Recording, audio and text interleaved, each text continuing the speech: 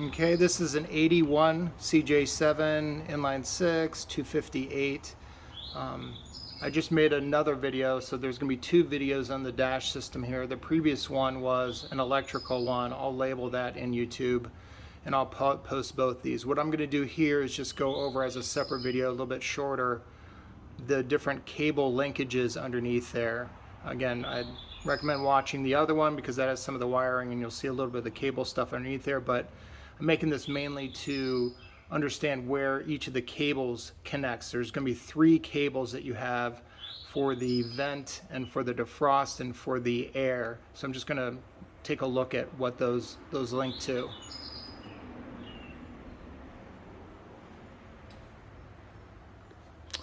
First off, just taking a quick look at the dash here. So there's the four lights. That top one is a switch, but these three are cables.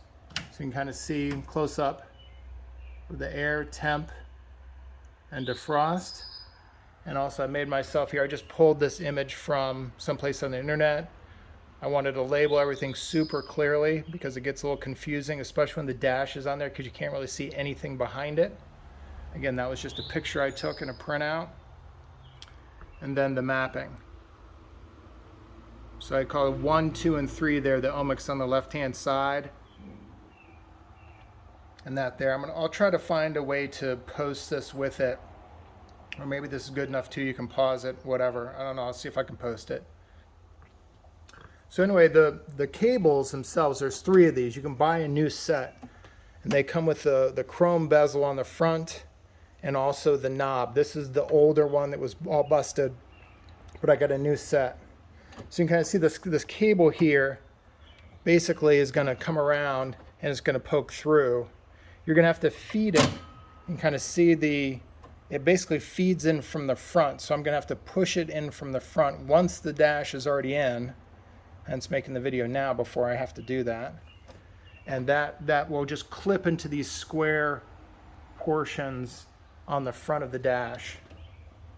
So that will clip in. I'll feed them from the front. The knob goes in and you basically just pull these.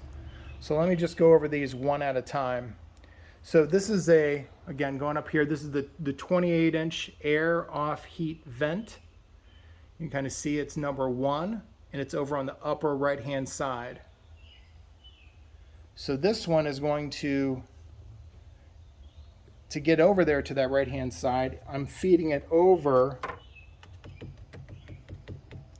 the defrost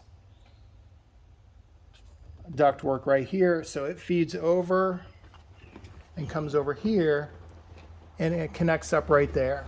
And you kind of see where it's going to plug in. Each of the three cables, there's a little piece right there that this end plugs into and it locks it in place so that when you extend out the cable, it pulls. I have to connect up the new ones, but it pulls this and it activates the different levers inside. There's a couple different baffles and everything inside this whole vent unit in there, and you can take it apart, and it takes a little bit of time to go through it all, but you can really clean it up. And if you need to replace the motor, there's a lot of references to replacing the motor and getting a bigger one in there. I'm gonna see, mine seems to work pretty well. I'm in Atlanta, so it's not exactly going to be using the heater too much, so I'm not too concerned about it. But this particular one here, there's also there's a secondary cable. I'll try to get a shot of that. There's a secondary cable that comes around here. This is a resistor. I talked about that in the other video. There's a secondary cable over here, and that controls this vent here. You can pull that. Well, you're supposed to be able to pull it up. Well, anyway, it moves that vent there. You can kind of see. I need to do some adjustments on it, but kind of see it's pulling this one right here. So this one actually does this longer one because that goes over there, and you get some of these little, I forget what they call, pressure nuts, something like that, and they slip over. I got a pack of those, and so I've been using those to put it back together. But that covers a couple of the vents in there. The other two cables are a little simpler. So again, that just goes right around there, and there's also a little locking piece right there. You can see a little spring mechanism back there. So the other two cables are the temp and the defrost. Again, they're here, 2 and 3. So you can get a kind of a bird's eye view of it there. And again, they're the ohmics. There are the numbers there. You don't have to buy ohmics. That's just what I got. So I just put them there since I had that information, 21.5 and 21. Again, it's those bottom two. Those two cables are shorter, and they connect down here. I'll try to get a good shot of it. Move the speedometer out of the way. So again, it's the same type of thing. It locks in here. Sorry. It locks in here, and it pulls and pushes this vent here. Kind of hear the vent opening and closing.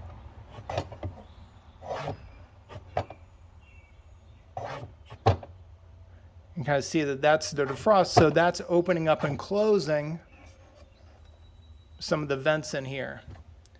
So that's where that one connects. So that's, again, that's the temp cable. Nope. That's the defrost cable, because that's the one right here. That's number 3. That's the one I was just pressing.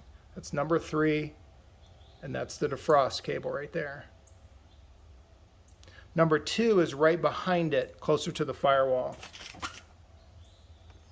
Number 2 is the temp cable. Again, it's a little bit back there. You can kind of see in the image, hopefully. I'm holding it steady enough. I'll try to get a good picture of it. The speedometer's in the way and all the cabling. Again, the same type of thing. It's got this little teeth there where it locks into. And then it connects to this, and you put one of those little locking washers over that. You can kind of see, I'm sorry about the speedometer in the way. You can hear it. It's pulling some of the baffles. And that's the temperature. There's a heater core right in this area right here. So that's where the heater core is. And that's opening up whether the air is going to go through the heater core or not through the heater core, or around the heater core. So whether it's heated or not. So again, it just connects right up. Sorry. Kind of see it just slides right in there. It'll lock in just like the others. The little loop on the end will go around there, and you'll put a little lock washer there. So that's number 2. That's the temperature gauge. Again, it's just going to, let me back up here. So there's the dashboard. It's going to come from these cables. So if we go down, it's going to come from right in here once the dash gets in there. And the cables just go straight back into those 2 areas right there. So they're not very long cables. So you'll put those in after you install your dash, or if you fish out the old ones, you have to pinch this together right here and then feed it forward from the back towards you if you have the dash in there. And then vice versa, if you're trying to install it, you would start with a little looped end over there. And that looped end, you just feed into the hole there, and then it will clip. These little side little clip guys. Anyway, I think that pretty well covers it. Not a lot of detail into the actual vent baffles and which one's opening and which one's closing, but this is just to get a general feel for the cable systems that are in there. Again, there's only 3 of them. They connect up pretty easily. And if your vent system is working, again, it's a physical baffle that you're opening and closing. If your vent system is old, it may get caught in a couple places and you won't be able to pull the physical cable. So that might mean that you actually have to pull out the vent system. And then actually you can pull out the vent system without pulling out the dash first. I think you should be able to get to everything without pulling the dash out if you really don't want to. Anyway, I think that is it for the cables. Again, I had a little map there that I think is going to be super helpful.